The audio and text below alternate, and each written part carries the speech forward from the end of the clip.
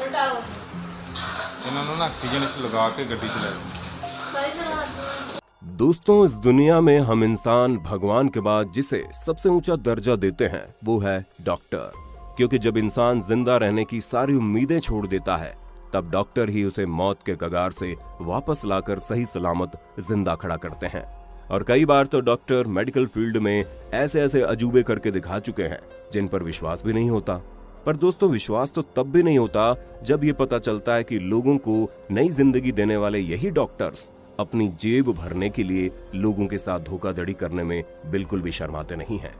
यहाँ तक कि कई सारे ऐसे डॉक्टर्स इस दुनिया में मौजूद हैं जिनका सिर्फ और सिर्फ एक ही मकसद है, और वो है गरीब और लाचार लोगों को बेवकूफ बनाकर उनसे पैसा ऐंठना। क्योंकि उन्हें तो इस बात से कोई फर्क नहीं पड़ता कि सामने वाला जिंदा है या मर रहा है, उन्हें तो सिर्फ अपनी तिजोरी भरने से मतलब है। और हम ये बातें हवाई में नहीं कह रहे, और ना ही हम अंधेरे में कोई तीर छोड़ रहे हैं, बल्कि ऐसे कई सारे आंकड़े सामने आए हैं जिन्हें देखने के बाद आपके पैरों तले जमीन खिसक जाएगी।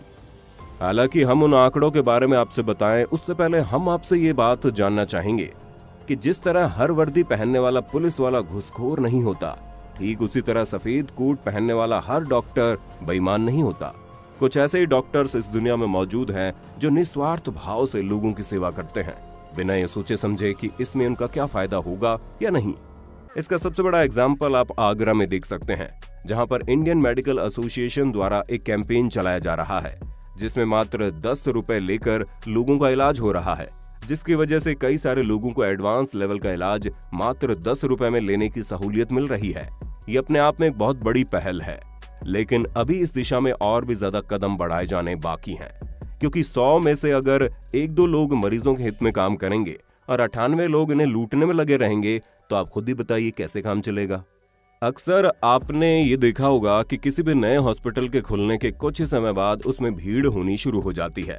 अब यहाँ सवाल ये आता है कि आखिर ये चमत्कार होता कैसे है, क्योंकि किसी नए बिजनेस को सेटल होने में कम से कम 1-2 साल का वक्त तो लग ही जाता है, लेकिन मेडिकल फील्ड में ऐसी कौन सी बुलेट ट्रेन की स्पीड लगी होती है कि सारा काम फटाफट हो जाता है।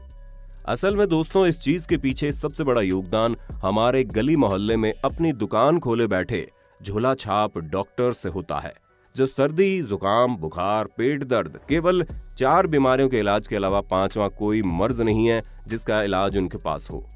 ऐसे में जब किसी इंसान को नॉर्मल सर्दी, जुकाम वगैरह हो जाता है तो इनके पास वो पहुंच जाता है और उसे 10 रुपए की दवाई 100 रुपए में देकर अच्छी खासी कमाई कर लेते हैं।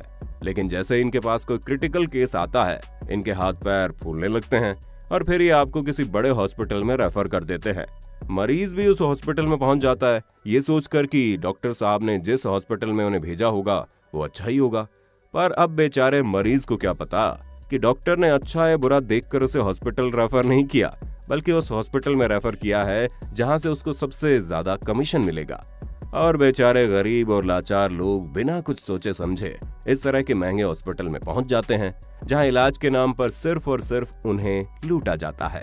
पर सबसे ज्यादा दुख की बात तो यह है कि इन हॉस्पिटल वालों को इस बात से कोई फर्क नहीं पड़ता कि वो जिसे लूट रहे हैं वो गरीब है या अमीर, क्योंकि जैसे इंसान हॉस्पिटल पहुंचता है वहां उसे कंगाल बनाने का खेल शुरू हो जाता है।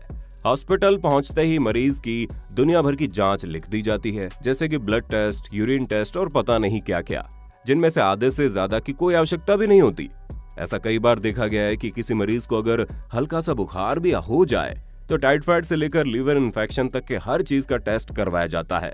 अब मरीज जैसे ही पैथोलॉजी लैब में पहुंचता है वैसे ही उनकी आंखें चमक उठती है, जैसे कि उनके सामने कोई बकरा हलाल होने के लिए खुद ब खुद चला आ रहा हो। वैसे शायद आपको ये ना पता हो कि ये जो पैथोलॉजी लैब वाले हैं ये भी मरीज को उनके यहाँ डॉक्टर के द्वारा भेजने के लिए अलग से कमीशन देते हैं, जिसका सीधा सा मतलब है इंसान को लूटने के लिए हर कोई आपस में मिला हुआ है।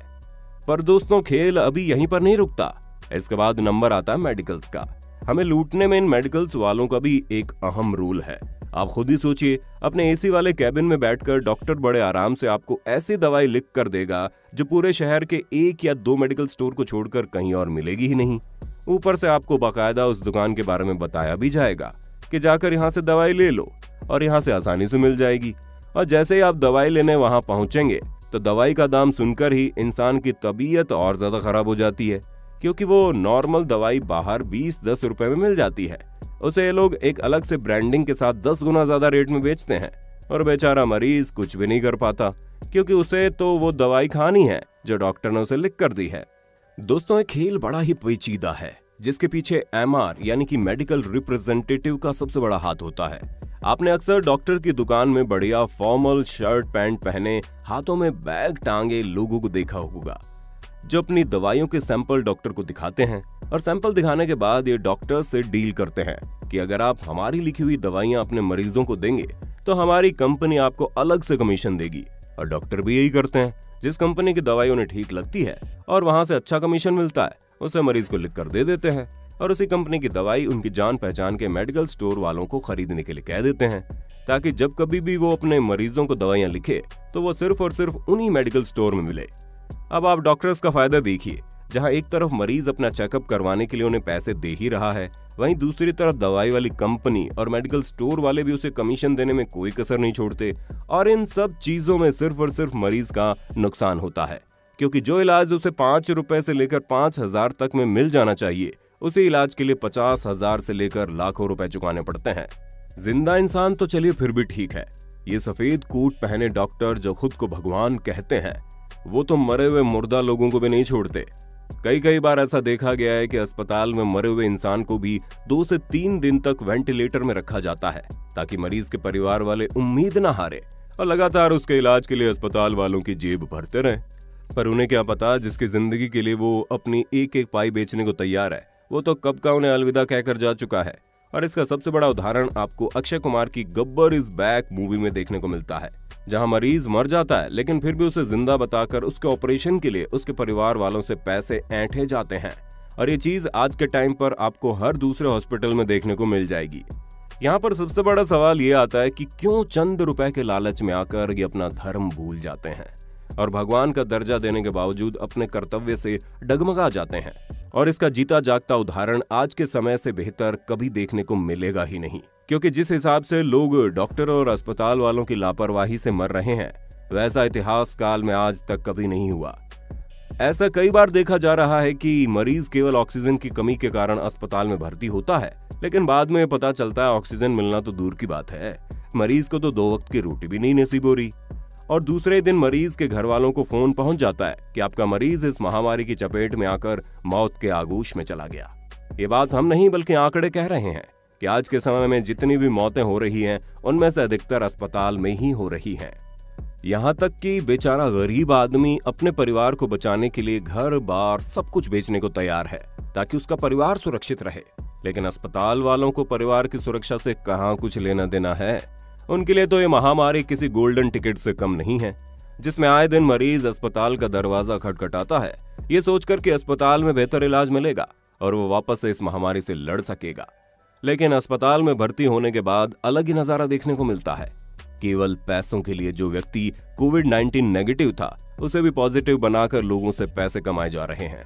और जो इंसान इस महामारी की चपेट में आकर बहुत बुरे तरीके से फंसा हुआ है, जिसे ऑक्सीजन न मिलने के कारण उसके सीने में सांस नहीं आ रही, उसके साथ अस्पताल वाले ऐसे व्यवहार कर रहे हैं जैसे उनके सीने में दिल नहीं पत्थर भरा हो, जो बेचारे गरीब के आंसू देखकर पसीज भी नहीं रहे। और इतिहास गवाह है कि चाहे महामारी हो या फिर कोई दूसरी आपदा, अमीर इंसान तो हर एक चीज से लड़ लेता है, लेकिन सबसे ज्यादा नुकसान बेचारे गरीबों का होता है, जिनके पास 2 वक्त की रोटी के लिए पैसे नहीं होते। ऐसे में अगर उनके सामने इस तरह की बड़ी बीमारी लाकर खड़ी कर दी जाएगी तो आप खुद ही सोचिए वो कैसे इन सब चीजों से निकल पाएंगे। इसलिए दोस्तों, अगर हमारे देश को विकास की ओर बढ़ना है तो मेडिकल सिस्टम का ठीक होना बहुत जरूरी है, वरना जो पैसा इंसान को अपनी पढ़ाई और डेवलपमेंट में लगाना चाहिए, वो अगर मेडिकल फील्ड में लगाकर कंगाल हो जाएगा तो आप खुद ही बताइए देश कैसे तरक्की करेगा। बाकी आपका इस पर क्या कहना है, हम कमेंट में जरूर जानना चाहेंगे। और इसी तरह की शानदार वीडियोस को लगातार देखते रहने के लिए अपने होस्ट दोस्त सैम के इस चैनल को लाइक, शेयर, सब्सक्राइब तो कर देना। धन्यवाद।